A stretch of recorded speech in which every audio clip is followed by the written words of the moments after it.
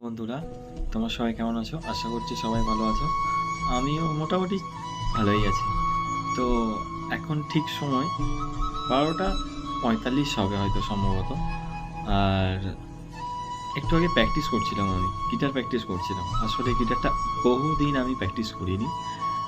তো একটু আর্থিক সমস্যার জন্য প্র্যাকটিস প্রায় ছেড়েই দিয়েছিলাম। আর ক্লাসও তো বন্ধই হয়ে গেছিলো প্রায়। তো আবার ভাবছি এখন নতুন করে শুরু করব। সেই জন্যই আগের যে নোটগুলো ছিল সেইগুলো আমি প্র্যাকটিস করছিলাম আর কি।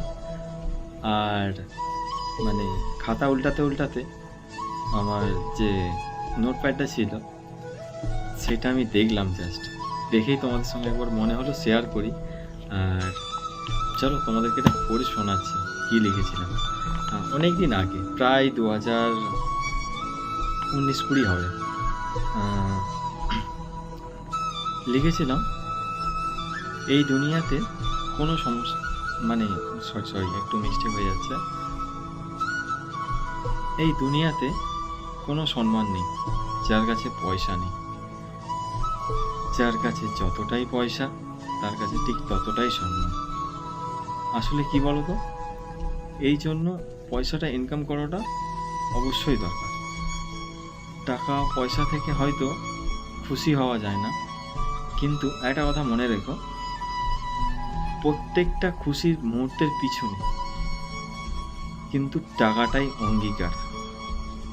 Money is always all time, money is always all time. আসলে আমি একটু অনেক দিন তো এটা দেখিনি, তো আমার যেটা মনে এলো সেটা বললাম। আসলে পড়াশোনা বলতে পারো ভুলেই গেছি প্রায়। প্র্যাকটিস লেখাপড়া না করলে যা হয় আর সব। লেখাটা আমার খুব দারুণ লাগলো। আজ থেকে মনে হয় বিগত 5 থেকে 6 বছর হয়ে যাবে সম্ভবত, আরও বেশি হবে তো কম নয়। তো কেমন লাগলো অবশ্যই তোমরা জানিও।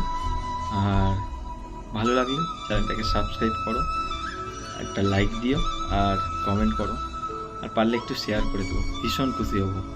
আর যদি তোমরা আমাকে সাপোর্ট করো, অবশ্যই আরও সুন্দর সুন্দর তোমাদের জন্য শায়েরি আমি আমার এই খাতাতে লেখা আছে, অবশ্যই তোমাদের শোনাবো। চলো টাটা, সবাই ভালো থেকো, সুস্থ থেকো, good night, love you all.